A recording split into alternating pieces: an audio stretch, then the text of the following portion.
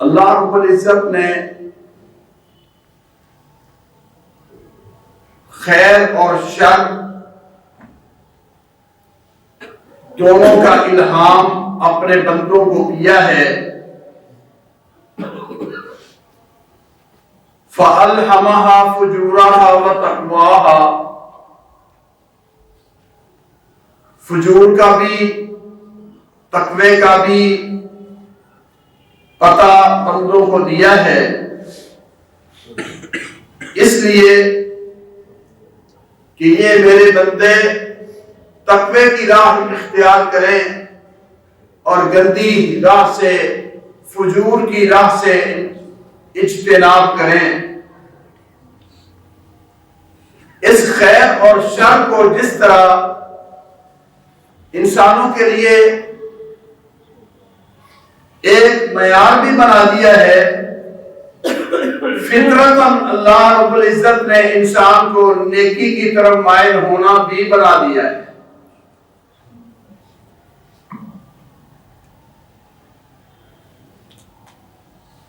ایمان والی چیزیں، اللہ کی معرفت والی چیزیں، تقوی کی راہ اصلاً انسان کی فطرت کے اندر رکھی ہے،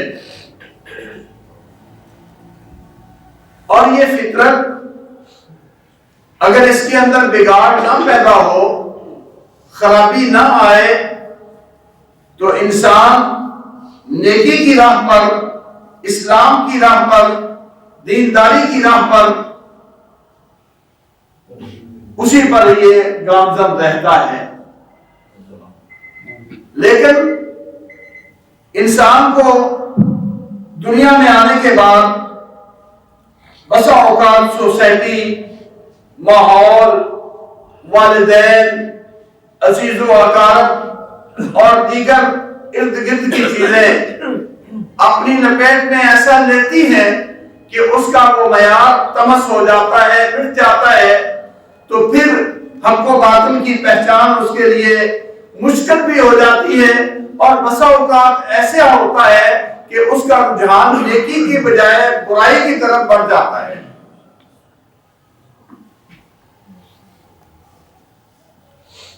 نبی اکرم صلی اللہ علیہ وآلہ وسلم نے یہ بات اس طرح سمجھائی کہ دیکھو،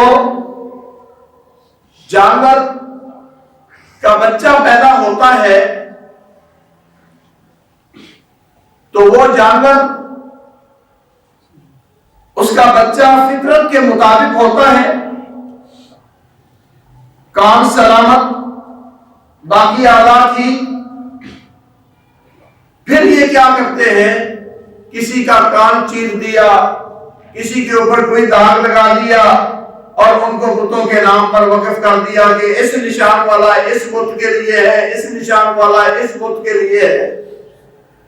حالانکہ اللہ رب العزت نے تو بالکل ان نشانوں سے پاک اور مبرہ پیدا کیا تھا۔ اسی طرح فرمایا کل مولود یولد علی الفطرہ، ہر پیدا ہونے والا بچہ فطرت اسلام پر پیدا ہوتا ہے۔ فَأَبَوَاهُ يُحَوِّدَانِهِ اور يُنَصِّرَانِهِ اور يُمَجِّسَانِهِ۔ پھر آگے سوسائٹی اور ماحول، والدین کا ماحول، ارد گرد کا ماحول، اور اپنے رشتہ داروں کا ماحول، اپنے دوستوں احباب کا ماحول اسے دوسری راہوں پہ لے جاتا ہے، خواہ وہ مجوسیت ہو، خواہ وہ یہودیت ہو، خواہ وہ ہندو مت ہو، خواہ وہ کوئی اور مذہب ہو، وہ دین اسلام سے ماحول اس کو خراب کرتا ہے۔ اللہ رب العزت نے ہر بندے کو اسلام پر پیدا کیا ہے۔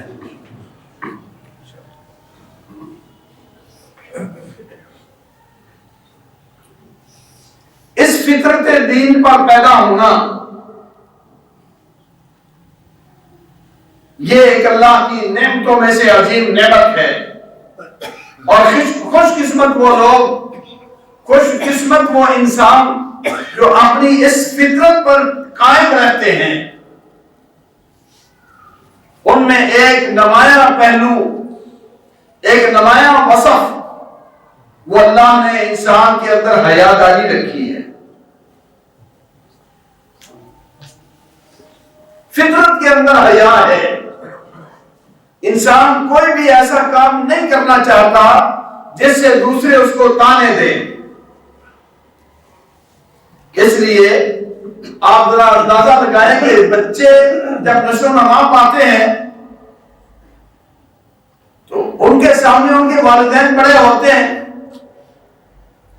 والدین کے سامنے محتاط ہوتے ہیں، وہ کام نہیں کرتے جس سے جھڑک پڑ جائے، برا ہو، انہیں ڈانٹا جائے، نہیں ایسا کام کرتے. یہ حیا فطرت کے اندر اللہ رب العزت نے ہر بندے کو دی ہے. اب ماحول میں آنے کے بعد بسا اوقات وہ حیا پروان چڑھتا ہے تو بالکل عین اسلام کا رنگ اور روپ ہوتا ہے، اور اگر اس فطرت سے ہٹ جاتا ہے تو پھر وہ دور دراز کی گمراہیوں میں چلا جاتا ہے.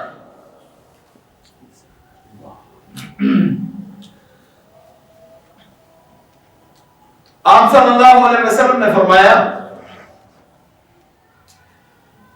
لِكُلِّ دِينٍ خُلُقًا وَخُلُقُ الْإِسْلَامِ الْحَيَاءُ. ہر مذہب قانون کا ایک طریقہ ہوتا ہے، ایک خلق ہوتا ہے، ایک انداز ہوتا ہے، ایک سلوک ہوتا ہے، اور دین اسلام کا وہ خلق اللہ نے حیا میں رکھا ہے.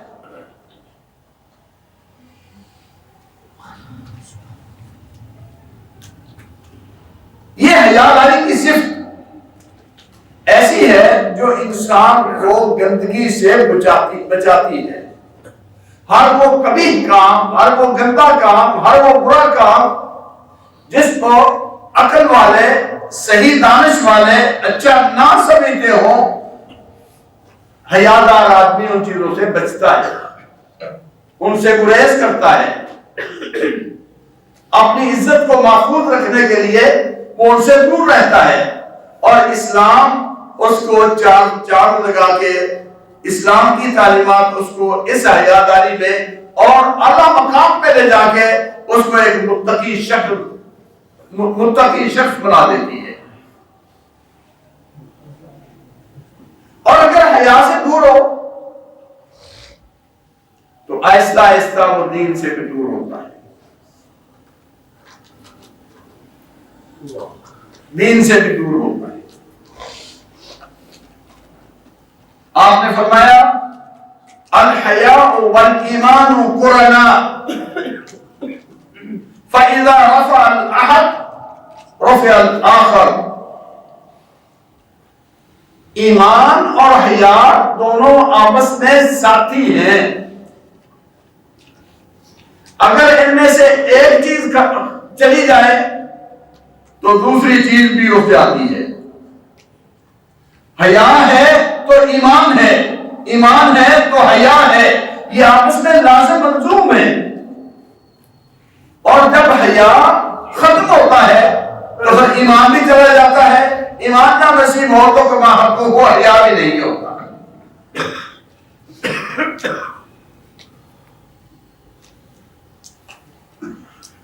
اس لیے الحیاء من الایمان یا الحیاء هو الایمان، بھئی حیاداری ہی ایمان ہے. فحش گوئی، حیا کے خلاف زبان بے حیا ہو، آنکھ بے حیا ہو، کان بے حیا ہو، بندے کے رویے اور روش بے حیا ہو، اس میں حیا نہ ہو، چھوٹے بڑے کی تمیز نہ ہو، اور وہ اپنے آپ کو شکر بے مہار سمجھے تو دین بھی وہاں سے روانہ ہو جاتا ہے، اس وقت. اس لیے آپ صلی اللہ علیہ وسلم نے فرمایا جتنے انبیاء کرام آئے ان پہلے انبیاء کرام کی تعلیمات میں سے، ان کے مشہور کلمے میں سے، ان کا جو وعظ اور نصیحت کا ایک عظیم کلمہ تھا، اس میں یہ جملہ تھا اذا لم تستحی فاصنع ما شئت. اگر حیا نہیں ہے تو پھر جو چاہے کر.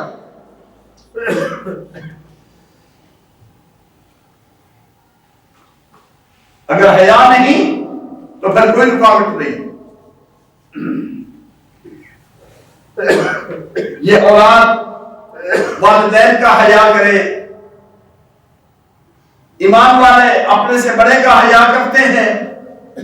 یہ ایمان کی علامت ہے کہ جی میں اپنے والد کے سامنے یہ کام نہ کروں، اپنے بڑے بھائی کے سامنے یہ کام نہ کروں، میں اپنے عزیز و اقارب کے سامنے ایسا کام نہ کروں جس کی وجہ سے مجھے تانا ملے، میرے اوپر عیب کشی کی جائے اور مجھے چوکا لگایا جائے کہ یہ گندا آدمی ہے، میں اس سے بچوں. جو بچنے کی کوشش کرتا ہے اسلام کی تعلیمات بھی یہی ہوتی ہے.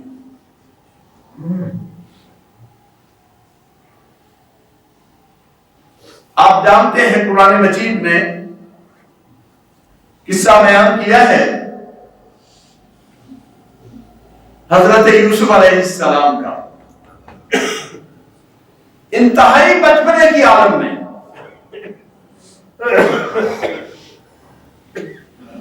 باپ کی آغوش سے معروف کر دیے گئے.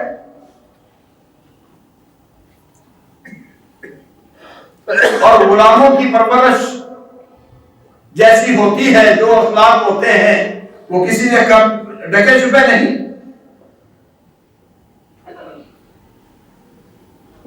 جناب یوسف علیہ السلام اپنی زندگی کے اس مرحلے میں بھی گئے کہ عزیز مصر کے گھر بن رہے ہیں. ایک غلام کی حیثیت سے اللہ رب العزت نے بڑی خوبیاں عطا فرمائی تھی. حسن بھی بڑا تھا، اخلاق بھی بڑا تھا، حیا بھی بڑا تھا. ہر اعتبار سے اللہ نے وہاں پر حصہ دیا. بے حیائی سامنے آئی، بے حیائی کی دعوت دی گئی. کوئی روکنے والا نہیں، کوئی سمجھانے والا نہیں، کسی طرح کی رکاوٹ نہیں. قال معاذ اللہ کی پناہ، میں اس کام کے قریب جاؤں، اللہ کی پناہ. کیوں؟ ان ربی احسن مثواي، میرے مالک نے مجھے کیسا ٹھکانہ دیا ہے اور میں کیا گندی کیا حرکت کروں. حیائی تھا وہ. میرے مالک کے میرے اوپر کتنے احسان، مالک رب بھی اور مالک وہ جس کے گھر میں کھاتے بھی ہیں. میں اللہ رب العزت نے مجھے ایسا ٹھکانہ دیا کہ ان کے گھر میں بادشاہ کے گھر میں وہ کھانا کھاؤں اور میں وہی منہ کھانا کروں. میرا رب جس نے مجھے پالا پوسا اور مجھے بنایا، میں اپنے رب کو کیا منہ دکھاؤں. اللہ کی پناہ، میں اس کام کے قریب نہیں جاتا. اور ساتھ ہی فرمایا انہم لا یفلح الظالمون، جو ایسے ظالم لوگ ہوتے ہیں پھر ان کو پناہ نہیں ملتی، وہ کامیاب نہیں ہوتے، ذلیل ہوتے.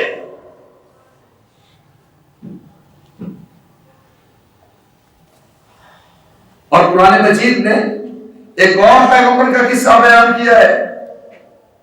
جناب موسیٰ علیہ السلام فرعون سے ڈر کے نکلے، بھاگے، مدین میں پہنچ گئے. کوئی اپنا عزیز و اقارب میں سے کوئی دیکھنے والا نہیں، کوئی پاس نہیں. دیکھا دو عورتیں اپنی بکریوں کو لے کے ایک طرف کھڑی ہیں، پانی نہیں پلاتی. پوچھا جا کے ماں خطبکما، کیا ہے، کیوں نہیں تم پانی پلاتی؟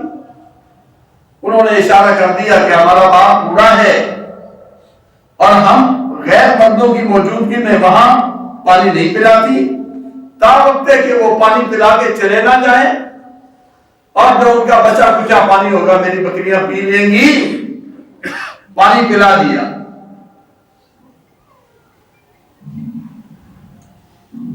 اور آ کے درخت کے نیچے لیٹ گئے، پڑ گئے. جس طرح کے وہاں آرام کر رہے تھے دعا کی، رب انی لما انزلت الی من خیر فقیر، اللہ میں اس وقت تیری ہر خیر کا محتاج ہوں، جو خیر کی عطا فرمائے. اجنبی ملک ہے، کوئی جان پہچان نہیں، کوئی ٹھکانہ نہیں، کوئی سہارا نہیں سوائے اللہ رب العزت کے.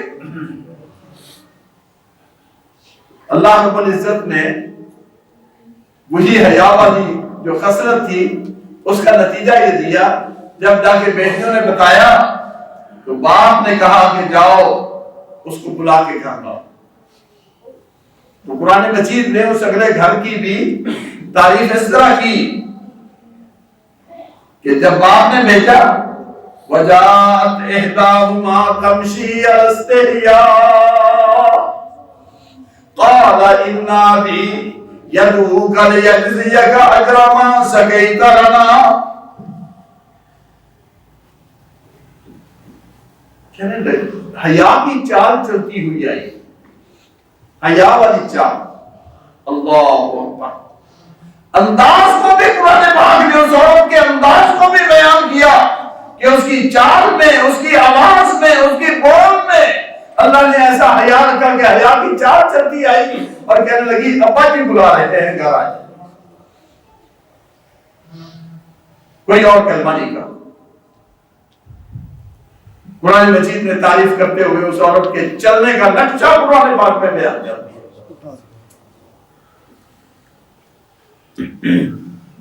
اور اللہ کریم نے جو آخری پیغمبر حضرت محمد کریم صلی اللہ علیہ وسلم خاتم النبیین قیامت تک کے لیے رہبر و ہادی بنا کے بھیجا، ان کی سب سے بڑی صفت حیا کی، سب سے بڑی صفت حیا کی، حتیٰ کہ یہاں تک مثالیں دی جاتی تھی کہ آپ صلی اللہ علیہ وسلم پردہ نشین کنواری لڑکیوں سے بھی زیادہ حیادار تھے۔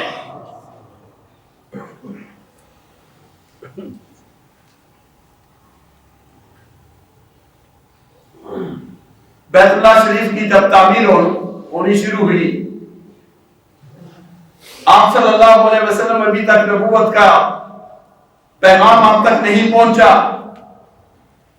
آپ بھی مکے والوں کے ساتھ مل کے کام کر رہے ہیں، بھاری بھاری پتھر اٹھا کے اس پہاڑوں کے علاقے کے دامن سے لا رہے ہیں۔ چچا عباس نے دیکھا میرے بھتیجے نے بھاری پتھر اٹھایا ہوا ہے، جسم کے اوپر نشان ہے، تو اپنے اسی طریقے کے مطابق ہی جو جاہلیت کا طریقہ تھا، انہیں کوئی اپنے سطر کا، اپنے لباس کا کوئی فکر نہیں ہوتا تھا، آپ کی چادر کھولی اور کندھے کے نیچے رکھ دی، جو ہی کیا آپ بے ہوش ہو کے گر گئے، بے ہوش ہو کے گر گئے، اور زبان سے اس بے ہوشی کے حالت میں بھی سو بھی میرے کپڑے میرے کپڑے میرے کپڑے۔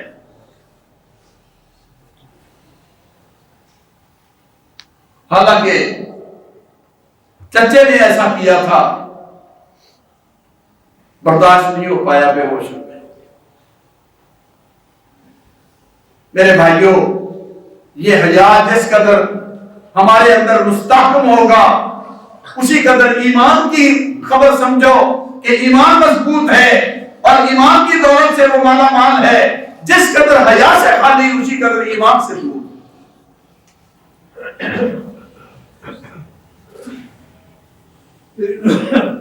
اس لیے اسلام نے اس پر بہت زور دیا ہے، الحیاء کلہ، الحیاء الدین کلہ حیاء۔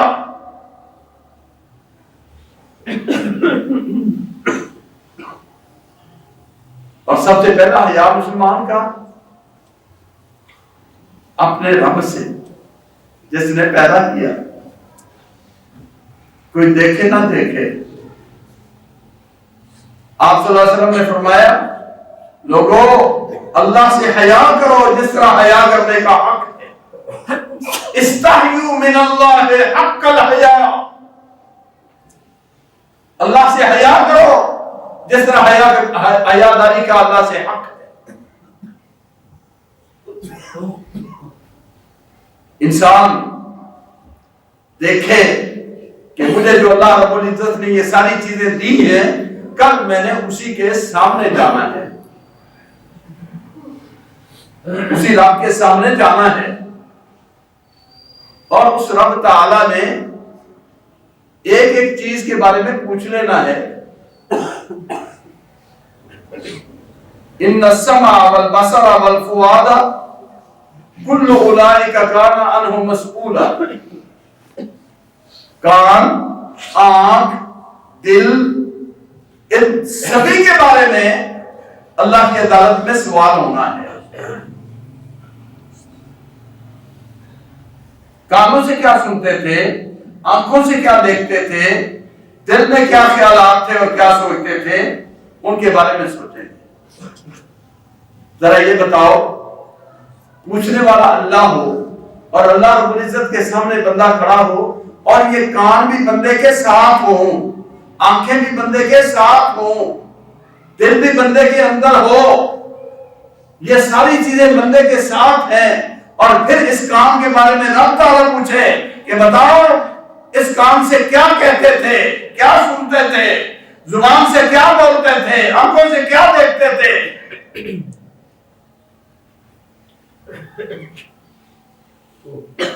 پھر انسان جھوٹ تو بول نہیں سکے گا.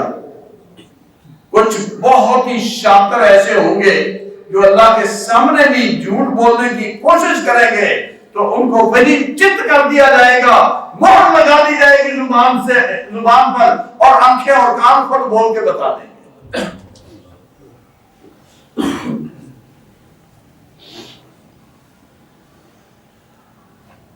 اس لیے میرے بھائیوں، اپنے حیا کو محفوظ رکھنے کے لیے تنہائیوں میں بھی ڈرو. لوگوں کے سامنے جس طرح دیکھتے ہو، آپ لوگوں کے سامنے کوئی بے حیا کام نہیں کرتے، کوئی بے حیائی والا منظر نہیں دیکھتے، اور جب تنہا ہوتے ہو تو اس وقت بھی اللہ سے ڈرو. استحیوا من اللہ حق الحیا، اللہ سے حیا کرو جس طرح حیا کرنے کا حق. اسی حیاداری کے لیے، اسی کی حفاظت کے لیے اللہ رب العزت نے حکم دیا ہے قُلْ لِلْمُؤْمِنِينَ يَغُضُّوا مِنْ أَبْصَارِهِمْ وَيَحْفَظُوا فُرُوجَهُمْ ذَلِكَ أَزْكَىٰ لَهُمْ إِنَّ اللَّهَ خَبِيرٌ بِمَا يَصْنَعُونَ. وَقُلْ لِلْمُؤْمِنَاتِ يَغْضُضْنَ مِنْ أَبْصَارِهِنَّ وَيَحْفَظْنَ فُرُوجَهُنَّ وَلَا يُبْدِينَ زِينَتَهُنَّ إِلَّا مَا ظَهَرَ مِنْهَا وَلْيَضْرِبْنَ بِخُمُرِهِنَّ عَلَى جُيُوبِهِنَّ وَلَا يُبْدِينَ زِينَتَهُنَّ إِلَّا لِبُعُولَتِهِنَّ أَوْ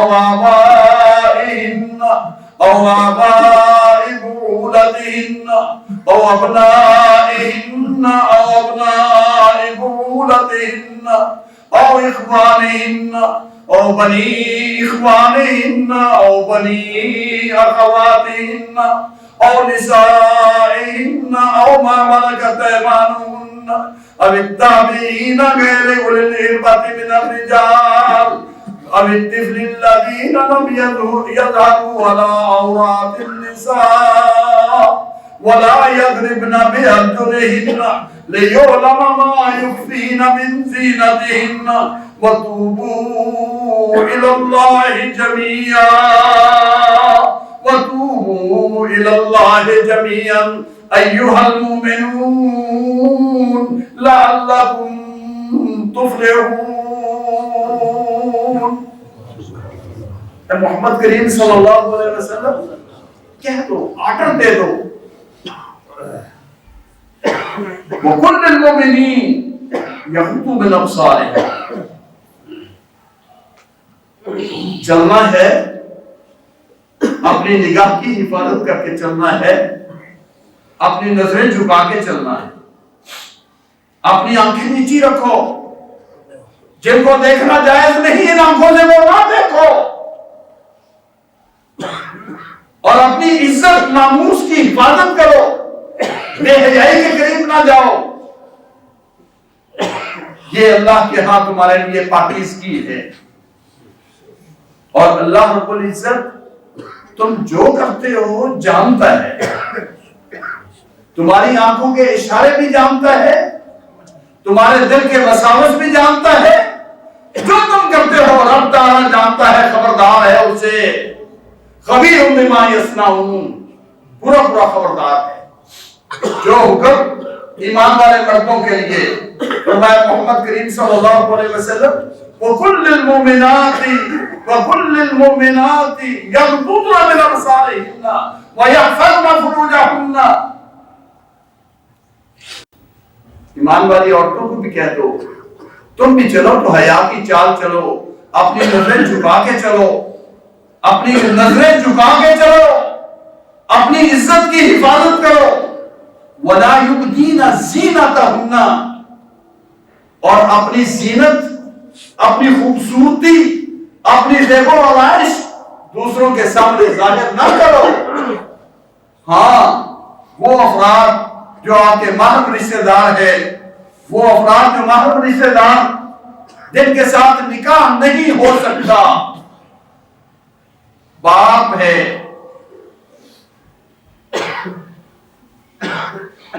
اسی طرح سسر ہے، بیٹے ہیں،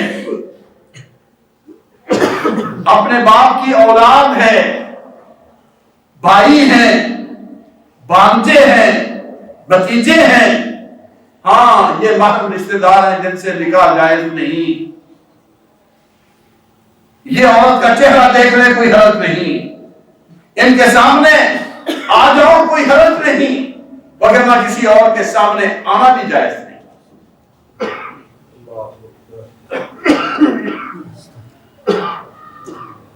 صحابی کہنے لگے یا رسول اللہ صلی اللہ علیہ وسلم بسا اوقات نظر پڑ جاتی ہے، اٹھ جاتی ہے،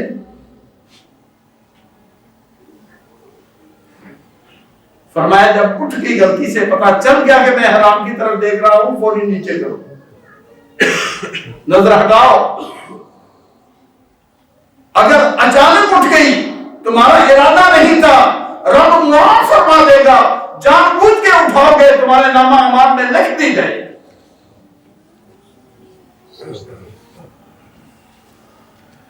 اور بندے کا اللہ نے مزاج جو بنایا ہے، چاہت دل میں رکھی ہے، چاہت دل میں رکھی ہے، دل تمنا کرتا ہے، دل خواہش کرتا ہے، اور دل تک ظاہری طور پر کوئی چیز پہنچتی نہیں۔ دل کے پیغام پہنچانے والے، دل تک بات پہنچانے والے یا آنکھ ہے یا کان ہے، کان سے سن کر، آنکھ سے دیکھ کر یہ پیغام دل تک جاتا ہے، اور دل پھر فیصلہ کرتا ہے کہ میں نے کیا کرنا ہے۔ نبی صلی اللہ علیہ وسلم نے فرمایا جب دل تک یہ پیغام گندا پہنچتا ہے تو پھر دل بھی اسی طرح خراب ہونا شروع ہوتا ہے، اس کی سوچ بھی بدلتی ہے۔ آج کل کے اندھے لوگ یہ کہہ کے لوگوں کو گمراہ کرتے ہیں نہیں جی دل صحیح ہونا چاہیے، دل کا پردہ ہے، اندر سے صحیح ہونا چاہیے، اور میرے بھائی ظاہر ٹھیک ہوگا تو اندر ٹھیک ہوگا، اگر ظاہر گندا ہے تو اندر بھی گندا ہے۔ اس لیے ایسا نہیں، اسلام نے حکم دیا اپنی نگاہیں بھی نیچی رکھو۔ اور دوسری جگہ پر جو آیت تلاوت کی سورہ نور کی، سورہ احزاب کی، اس میں تو واضح طور پر کہا یا ایھا النبی قل لازواجک وبناتک ونساء المؤمنین یدنین علیہن من جلابیبہن ذالک ادنی ان یعرفن فلا یؤذین وکان اللہ غفورا رحیما۔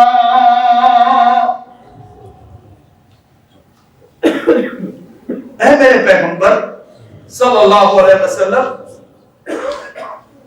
اپنی بیویوں کو کہہ دو، اپنی بیٹیوں کو کہو، اور ایمان والی عورتوں کو کہو کیا کہیں؟ یدنین علیہن من جلابیبہن، اپنے اوپر اپنی اوڑھیاں دو، پردہ کرو۔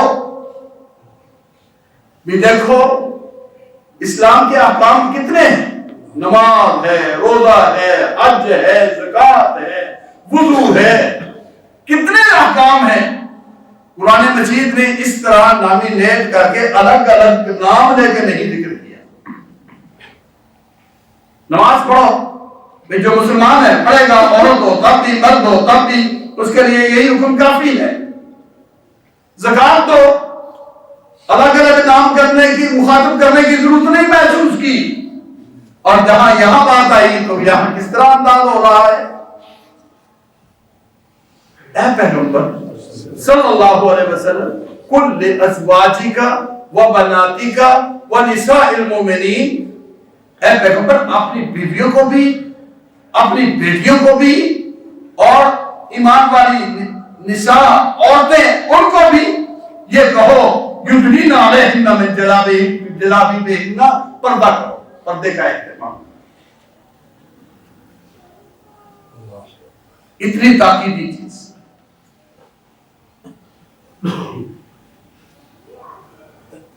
اور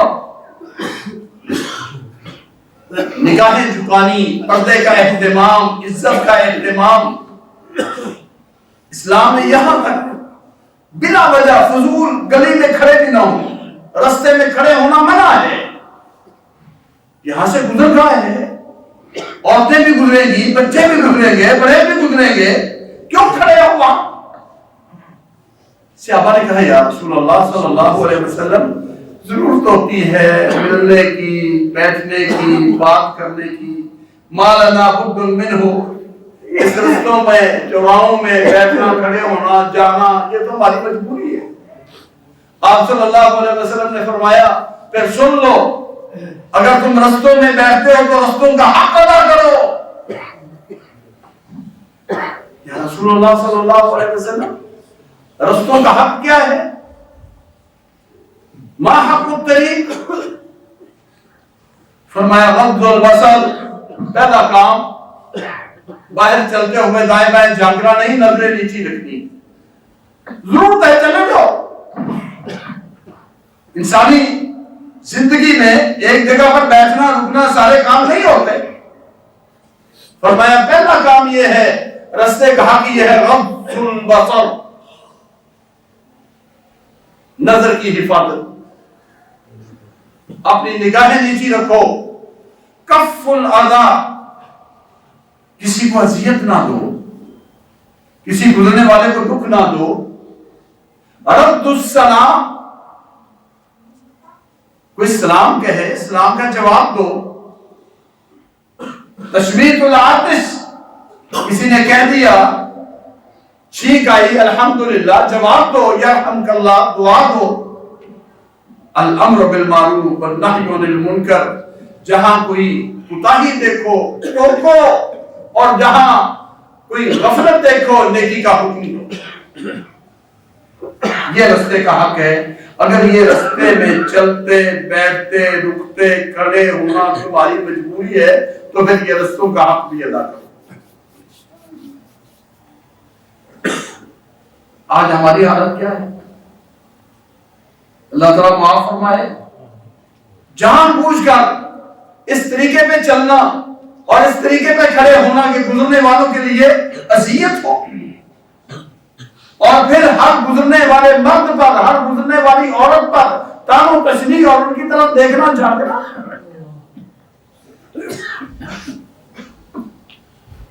فرمایا نظر من سہام ابلیس المسمومہ، یہ شیطان کے زہریلے تیر ہیں نظریں. یہاں سے بگاڑ پیدا ہوتا ہے. نظر کا پیغام دل تک، اور دل کا بگاڑ جب ہوتا ہے، اذا فسد القلب فسد الجسد کلو، دل خراب تو سارا جسم ہی خراب، ساری سوچ ہی خراب. اور آپ صلی اللہ علیہ وسلم کا یہ حکم مبارک کس طرح، میں نے پچھلے جمعے بھی عرض کیا تھا لباس کے حوالے سے. حضرت سلمہ رضی اللہ تعالیٰ عنہ نے جب یہ سنا کہ ٹخنوں سے نیچے کپڑا لٹکانا جائز نہیں ہے، آپ مردوں کو یہ تلقین کر رہے ہیں، عرض کی یا رسول اللہ ہم عورتیں؟ فرمایا ایک بلشت کپڑا نیچے چھوڑ. شکایت کرتی ہیں یا رسول اللہ صلی اللہ علیہ وسلم اذن ينكشف اقدامهن، اتنا کپڑا نیچے ہوگا تو چلتے ہوئے پاؤں ننگے ہو جائیں گے، پاؤں ننگے ہو جائیں گے۔ آپ نے فرمایا اسے اور زیادہ کر لو، ایک ہاتھ کے برابر، لیکن اس سے اوپر نہیں۔ یہ فکر کہ چلتے ہوئے پاؤں بھی ننگے نہ ہوں۔ آج ہماری حالت کیا ہے؟ صحیح حدیث، حضرت ابو ہریرہ رضی اللہ تعالیٰ عنہ تشریف فرما، نماز پڑھی اور نماز کے بعد نکلے باہر، ایک خاتون کو دیکھا خوشبو لگائی ہوئی اور وہ وہاں سے گزر رہی ہے، تو اسے مخاطب کیا، یا امت الجبار۔ محدثین کہتے ہیں رب تعالیٰ کا نام صفت جبار سے ذکر کیا، اور جبار کی باندی اور رب کا ہار کی بندی، اجیت من حاضر مسجد، اس مسجد سے آئی ہو، نماز پڑھ کے آئی ہو؟ نعم، اس نے کہا ہاں نماز پڑھ کے آئی ہو۔ فرمایا تطیبت لہذا، اس نماز پڑھنے کے لیے آنے کے لیے خوشبو لگائی؟ ہاں اس لیے خوشبو لگائی ہے کہ نماز پڑھنے جا رہی ہوں۔ فرمایا سمیت حبی محبوبی، میں نے اپنے محبوب حضرت محمد رسول اللہ صلی اللہ علیہ وسلم کو سنا۔ فرمایا لا تقبل صلاة لامرأة تطیبت لهذا المسجد حتى ترجع فتغتسل غسلها من الجنابة۔ اللہ اکبر۔ میں نے اپنے محبوب پیغمبر صلی اللہ علیہ وسلم سے سنا کہ جو عورت اس طرح خوشبو لگا کے نکلے نماز پڑھنے کے لیے، بازار جانے کے لیے نہیں، شادیوں کے فنکشن میں نہیں، اور عزیز و اقارب کے گھر جانے کے لیے نہیں، اللہ کے گھر آنے کے لیے خوشبو لگائے، اللہ اس کی نماز قبول نہیں کرتا۔ طاقت دے کے جا کے اپنے جسم کو اچھی طرح دھوئے، جہاں خوشبو لگی ہے غسل کرے، تاکہ خوشبو کے اثرات سارے مٹ جائیں، نکل جائیں، اس وقت تک اس کی نماز قبول نہیں۔ بھائیو، جب نماز میں آنے کے لیے، اللہ کی عبادت کے لیے آنے کے لیے اتنی پابندی، تو پھر مسلمان عورتیں کس طرح چلتی ہیں؟ ہم سب دیکھتے ہیں، ہماری ہی بیٹیاں ہیں، ہماری ہی بہنیں ہیں، ہمارے ہی اہل خانہ ہوتے ہیں۔ اگر آپ یہ سنتے ہیں اپنے کانوں کہ لوگ گزرنے والوں پر اس طرح آوازیں کستے ہیں، تو آپ کی بیٹی بھی گزرتی ہے، آپ کی بہن بھی گزرتی ہے، آپ کی عزیزہ بھی گزرتی ہے، آپ کے اہل خانہ بھی وہاں سے گزرتے ہیں، تو کیسے آپ نے تصور کر لیا کہ میرے گھر والوں پر آواز نہیں اٹھے گی؟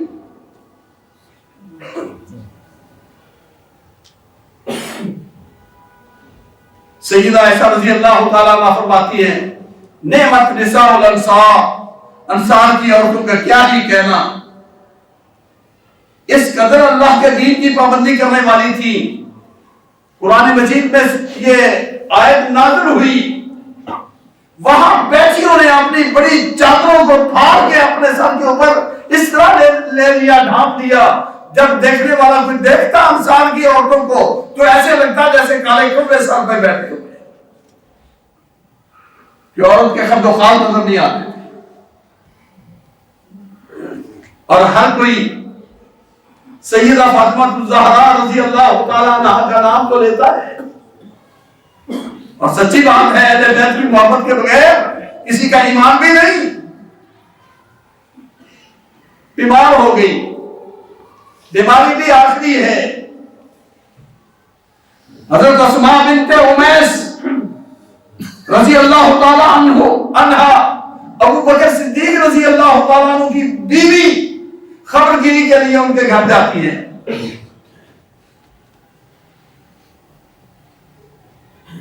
کہتی ہے لگتا ہے کہ شاید موت آنے والی ہے،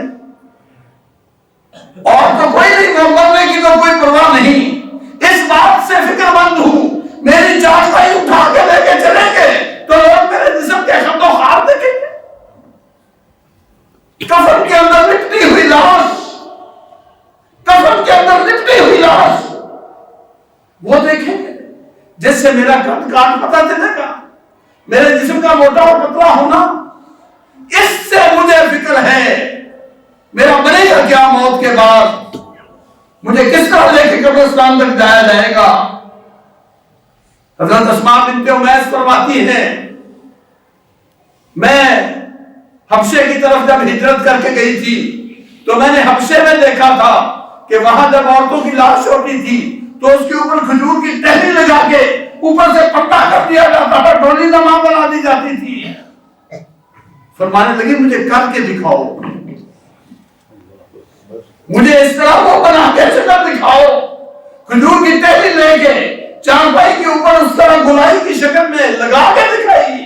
تو فرمایا میں تجھے وصیت کرتی ہوں میں مرتا ہوں تو میری لاش کو اس طرح ڈھانپ کے لے جانا۔